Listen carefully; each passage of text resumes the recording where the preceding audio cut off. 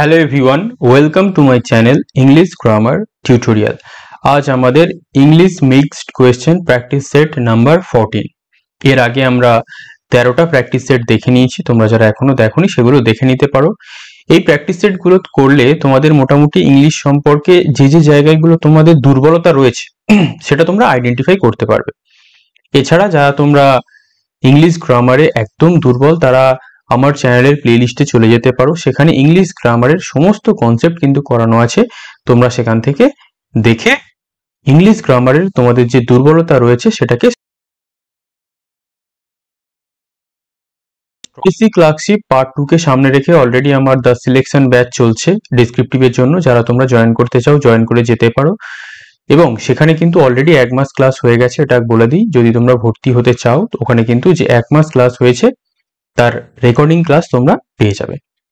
ঠিক আছে, তাহলে চলো আজকে আমরা প্র্যাকটিস সেটের প্রথম কোয়েশ্চেন স্টার্ট করে দিই। প্রথম কোয়েশ্চেন কি বলছে, এখানে কিন্তু আমরা প্রত্যেকটা কোয়েশ্চেন করি এবং প্রত্যেকটা কোয়েশ্চেন ইন ডিটেলে ব্যাখ্যা করি যাতে কোনো কোয়েশ্চেন আমাদের বুঝতে অসুবিধা না হয়। I went to the bathroom dash my clothes and had a nice bath. আমি বাথরুমে গেছিলাম, আমার কাপড়গুলোকে নিয়ে ড্যাশ করেছিলাম, and had a nice bath, আমি যে স্নানটা করেছিলাম খুব সুন্দর একটা স্নান ছিল। তাহলে কোন টেন্স? ওয়েন্ট দেখে বুঝতে পারছি এটা আমাদের পাস্ট সিম্পল। তাহলে পাস্ট সিম্পল যদি হয়, এখানে take off present tense, have taken off present perfect. Taken off এটা তো কোনো টেন্সই হবে না, কারণ ডাইরেক্ট এটা কি ভার্বের থার্ড ফর্ম রয়েছে। তাহলে আমাদের সঠিক উত্তর হয়ে যাবে কি? সঠিক উত্তর হয়ে যাবে টুক অফ। কোথা থেকে এসছে? Take off. ফ্রেজাল ভার্ব, টেকের পাস্ট টেন্স হচ্ছে টুক। তাহলে কি কনসেপ্ট দাঁড়ালো? এটা হচ্ছে একটা টেন্সের কনসেপ্ট। যে টেন্সে লেখা হয়েছে সেই সেন্স অনুযায়ী সেই টেন্সটাকে বেছে আমাদের সঠিক উত্তর করতে হবে। টুক অফ মানে কি? খুলে ফেলা। Clear? Next, Poonam did not use to work for more than 5 hours in the organisation where she was employed. এখানে একটা কনসেপ্ট আমরা খুব ভালো করে মনে রাখবো, সেটা কি? ডিড। ডিড কোথা থেকে এসছে? ডু থেকে। ডু ভার্ব থেকে এসছে ডিড। এটা হচ্ছে একটা ভার্বের কোন ফর্ম? পাস্ট ফর্ম, আমরা সবাই জানি। ডিড কে আমরা কি কি করতে ব্যবহার করি? আমরা কোয়েশ্চেন করতে ব্যবহার করি, আমরা অক্সিলারি ভার্ব দিয়ে নেগেটিভ করতে ব্যবহার করি। ক্লিয়ার? তাই যখন আমরা ডিড বসিয়ে দেব তারপরে যে আমরা মেন ভার্বটাকে বসাবো তখন যেন মাথায় থাকে সেটা যেন সবসময় ভার্বের ফার্স্ট ফর্ম হয় যখন আমরা ডিড বসাবো। কেন এখানে আমরা ভার্বের সেকেন্ড ফর্ম করব না? কারণ এটা অলরেডি ফার্স্টের ভার্বের সেকেন্ড ফর্ম। তাহলে দেখো, ডিড নটের পরে এই যে একটা মোডাল অক্সিলারি বা আমরা মেন ভার্বই ধরে নিতে পারি, এখানে যেটা আছে ইউজড আছে। কোথা থেকে এসছে? ইউজ থেকে। তাহলে আমার সঠিক উত্তর কি হয়ে যাবে? ইউএসই, ইউজ। ক্লিয়ার? তাহলে সঠিক উত্তর কি হলো? অপশন এ তে আমার ভুল রয়েছে। আচ্ছা, প্রথম তাতে সঠিক উত্তরে দাগ দেওয়া হয়েছিল তো? হ্যাঁ, তাহলে অপশন এ তে আমাদের ভুল আছে। Clear? Next 3, unless he will work hard he will not be able to crack this examination. যদি না সে কঠোর পরিশ্রম করে সে এই এক্সামিনে সফল হতে পারবে না। এক্সামিনেশন মানে পরীক্ষায়। এখানে আমরা দেখতে পাচ্ছি হি উইল, এটা কিসে আছে? Future indefinite. আমরা একটা জিনিস মনে রাখবো, আনটিল, আনলেস এগুলো যখনই আমরা বসাবো তারপরে যে সেন্টেন্সটা আমরা লেখার চেষ্টা করব দ্বিতীয়টা যদি ফিউচার ইনডিফিনিট থাকে, যেমন এটা আছে, এই সেন্টেন্সটা হবে প্রেজেন্ট সিম্পল বা এই প্রেজেন্ট ইনডিফিনিট। তাহলে এই কনসেপ্টটা আমাদের খাতায় নোট ডাউন করতে হবে। তাহলে এই হি উইল ওয়ার্ক কিসে আছে? Future indefinite. যদি সিম্পল প্রেজেন্ট হয় তাহলে হি এর পরে হয়ে যাবে ওয়ার্কস, কারণ হিটা হচ্ছে থার্ড পারসন সিঙ্গুলার নাম্বার। তাহলে পার্ট এ তে আমাদের ভুল আছে। কনসেপ্ট যারা জানো না খাতায় কিন্তু নোট ডাউন করবে। নেক্সট কি আছে? 4, voice change. By whom were you punished, by whom were you pushed into the mud. তাহলে বাই হুম যখন এখানে আছে তখন আমি বুঝতে পারছি যে সেন্টেন্সটা কিসে আছে? প্যাসিভে আছে। তাহলে বাই হুম এটা হচ্ছে আমাদের কি? অ্যাকচুয়ালি অবজেক্ট ছিল, সেটা সাবজেক্ট হয়ে গেছে। তাহলে আমরা হুম কোথা থেকে হয়? হু থেকে হয় হুম। তাহলে এখানে কি হয়ে যাবে? বাই হুমের পরিবর্তে হু হয়ে যাবে আমাদের সাবজেক্ট। তাহলে হু কোন টেন্সে আছে? ওয়্যার। পুশড ভার্বের সেকেন্ড ফর্ম ওয়্যার আছে, তার মানে কি পাস্ট সিম্পলে রয়েছে। তাহলে পাস্ট সিম্পলে যদি থাকে ডাইরেক্ট হয়ে যাবে হু এর পরে পুশড, কোথায় আছে দেখা যাক, was, pushing, did, you, has, তাহলে একটাতেই আছে who pushed you into the mud. তাহলে হুটাকে এখানে সাবজেক্ট ছিল, যখন এটাকে আমরা অবজেক্ট করি আমরা একটা বাই লিখে দিই, হুটা হয়ে যায় হুম। একমাত্র WH ওয়ার্ড যেটার সাবজেক্ট আর অবজেক্টের ফর্ম আলাদা। ক্লিয়ার? কনসেপ্টটা মাথায় রেখে দেবে। Next 5, can you lend me your pen, she said to me, সে আমাকে বলেছিল যে তুমি তোমার পেনটা কি আমাকে ধার দিতে পারবে।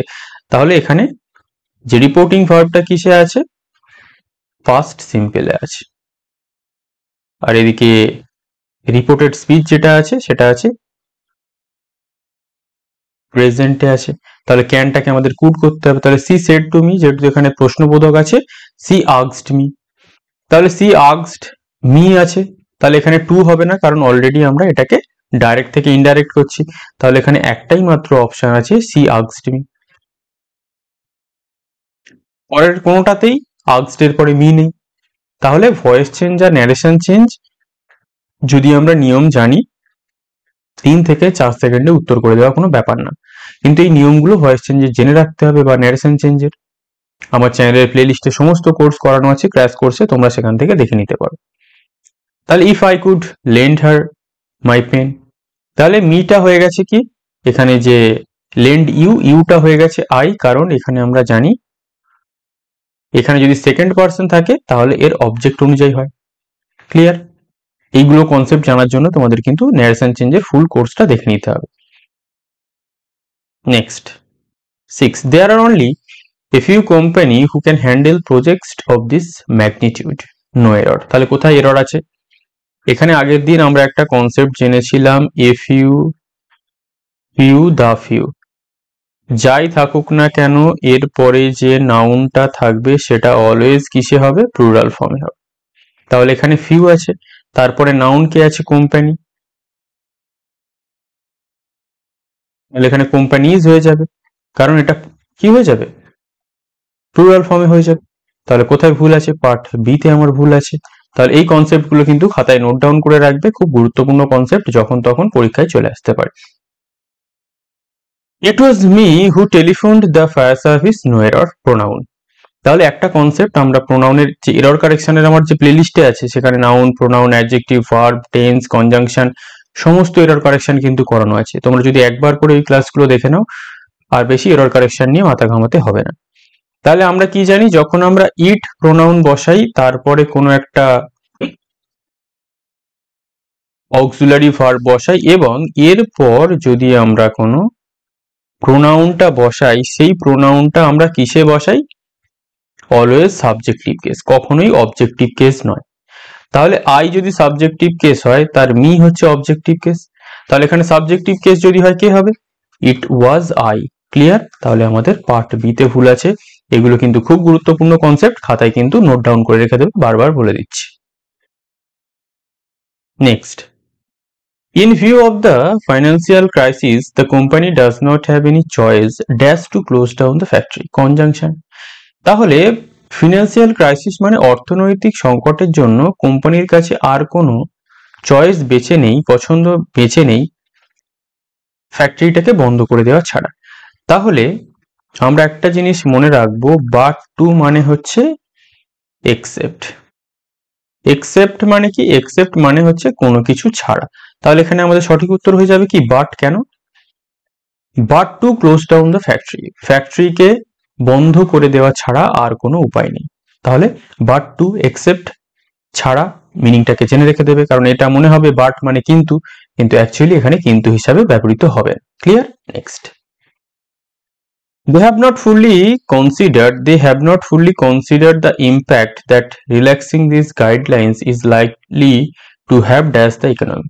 তাহলে তারা এখনো সেই যে প্রভাব সেটাকে বিবেচনা করে উঠতে পারেনি যে আমরা যদি এইগুলোকে ছাড় দিয়ে দিই কোনো কিছুকে তাহলে সেটা অর্থনীতির উপর কতটা প্রভাব ফেলতে পারে। তাহলে আমরা কি জানি, ইম্প্যাক্টের পর উইথ অন টু ফর্ম আমরা সবাই জানি, likely to have on the economy, তার মানে কি ইকোনমির উপর কি প্রভাব ফেলতে পারে আমরা ফুললি কনসিডার্ড নই। ক্লিয়ার? তাহলে কনসেপ্টটা মনে রাখতে হবে। Next 10, I would like to complete this assignment before you leave for Bombay. তাহলে এটা আমাদের কি? এটা হচ্ছে আমাদের একটা ফিউচার টেন্স। পরেরটা কিসে আছে? Present tense. তাহলে I would like you to এর পরে ভার্বের ফার্স্ট ফর্ম, ঠিক আছে, কমপ্লিট। বিফোর ইউ এর পরে লিভ, প্রেজেন্ট টেন্স, এগুলোও ঠিক আছে। তাহলে এখানে কি কোনো ভুল নেই, নো এরর। প্রত্যেকটা কনসেপ্ট ঠিক আছে। তাহলে যেখানে ঠিক আছে সেখানে তো আমরা জোর করে বলতে পারবো না যে এখানে ভুল আছে। ক্লিয়ার? নেক্সট, রিমোট মানে কি? খুব প্রত্যন্ত এলাকার, নির্জন শুনশান এলাকা, যেটাকে আমরা বলি একদম প্রত্যন্ত গ্রামের এলাকা। তাহলে কম্পেনসেশন মানে ক্ষতিপূরণ, কারেকশন মানে ঠিক করে দেওয়া, ডেলিগেশন মানে প্রতিনিধি, সেক্লুডেড মানে হচ্ছে খুব নির্জন, একাকী, প্রত্যন্ত এলাকা। তাহলে সেক্লুডেড, যারা মানেটাকে জানো না তারা মানেটাকে জেনে রেখে দিতে হবে প্রত্যেকটার। Next, include. ইনক্লুডের অ্যান্টোনিম বলেছে বিপরীত শব্দ। ইনক্লুড মানে কোনো কিছুকে অন্তর্ভুক্ত করা। অন্তর্ভুক্ত মানে কি? যোগ করা আমরা বলতে পারি। যেমন তোমার বাড়িতে 4টে গাড়ি আছে, তুমি আরো একটা গাড়ি কিনলে, সেটা আরো তোমার গাড়ির সাথে অ্যাড হলো, মানে কি ইনক্লুড হলো, সেটা 5টা হয়ে গেল। ঠিক আছে? তাহলে ইনক্লুড মানে কি? অ্যাড করা, যোগ করা। হাঙ্গার মানে কি? ক্ষুধা। ডোনেট মানে কি? বিতরণ করা। স্ক্যাটার মানে কি? ছড়িয়ে দেওয়া। অমিট মানে কি? বাদ দেওয়া।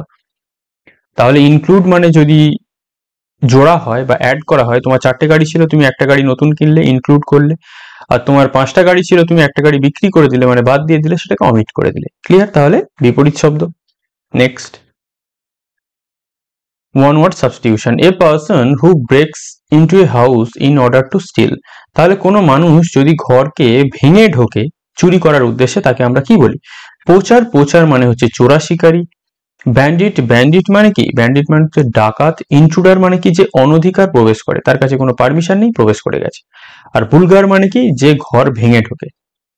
বুলগার মানে হচ্ছে যে ব্যক্তি যে চুরি করবে, সে ঘর দৌড় একদম ভেঙে তছনছ করে দিয়ে চুরি করে আবার পালাবে, সে হচ্ছে burglar. Clear? Clear? Next 14, throw dust into my eyes. তার মানে কি? আমার চোখে ধুলো দেওয়া না, আমার চোখে ধুলো দেওয়া নয়। থ্রো ডাস্ট ইনটু মাই আইজ মানে হচ্ছে কি? আমাকে খুব কষ্ট দেওয়া, হার্ট মি। তাহলে তোমার চোখে কেউ যদি ধুলো দেয় তাহলে তোমার খুব কষ্ট হবে, কারণ চোখ জ্বালা করবে। সেই হিসাবে আমাদের মনে রাখতে হবে চোখে ধুলো ফেলা মানে কি? হার্ট মি, আমাকে কি করা? দুঃখ দেওয়া। Choose the correctly spelled word. এখানে কোনটা সঠিক বানান সেটা খুঁজে বের করতে হবে। লিটারেট, এর কোনটা সঠিক? এ, বি, সি না ডি? সঠিক বানান হচ্ছে LITERATE। LITERATE। লিটারেট মানে হচ্ছে যেটাকে আমরা বলি বাংলায় শিক্ষিত। আর যদি আমরা অশিক্ষিত করতে চাই, লিটারেটের আগে আর একটা IL কি যুক্ত করতে হবে? প্রেফিক্স। ক্লিয়ার? তাহলে আজও আমরা 15টা কোয়েশ্চেন দেখলাম। আশা করবো ক্লাস তোমাদের ভালো লাগছে। ভিউজ কমে যাচ্ছে সেটা কিন্তু আমার কাছে কোনো ফ্যাক্টর নয়। আমি যখন বলেছি ক্লাস করাবো তো করাবো। ভিউজ যারা দেখছো সেটাই এনাফ, যারা দেখছে না তাদের লস। তাহলে যারা তোমরা দেখছো তাদের জন্য কিন্তু ক্লাস চলতে থাকবে, ভয় পাওয়ার কোনো কারণ নেই। প্র্যাকটিস সেট যেমন চলছে 15টা করে, সেটা অনবরত কন্টিনিউয়াসলি চলতেই থাকবে। আজকে আমাদের 14টা হয়ে গেল, এরপরে 15, 16, 17, 18, এইভাবে আস্তে আস্তে আমাদের প্র্যাকটিস সেট কিন্তু চলতেই থাকবে। এই প্র্যাকটিস সেট বন্ধ হবে না। যারা তোমরা বিভিন্ন জায়গায় টিউশন পড়ো বা বিভিন্ন জায়গায় কোচিং পড়ো, তারা কিন্তু প্র্যাকটিসের জন্য এই ক্লাসগুলো দেখে রাখতে পারো, তাহলে সেটা তোমাদের খুব বেনিফিটেড হবে। এবং যে কনসেপ্টগুলো তোমরা জানো না, যে ভোক্যাবের মিনিংগুলো জানো না, সেগুলো যদি নোট ডাউন করে রাখো তাহলে সেটা আরো তোমাদের বেনিফিটেড হবে। ক্লিয়ার? তাহলে আজ এই পর্যন্তই। পরের প্র্যাকটিস সেটে খুব শীঘ্রই দেখা হবে। Thank you for watching.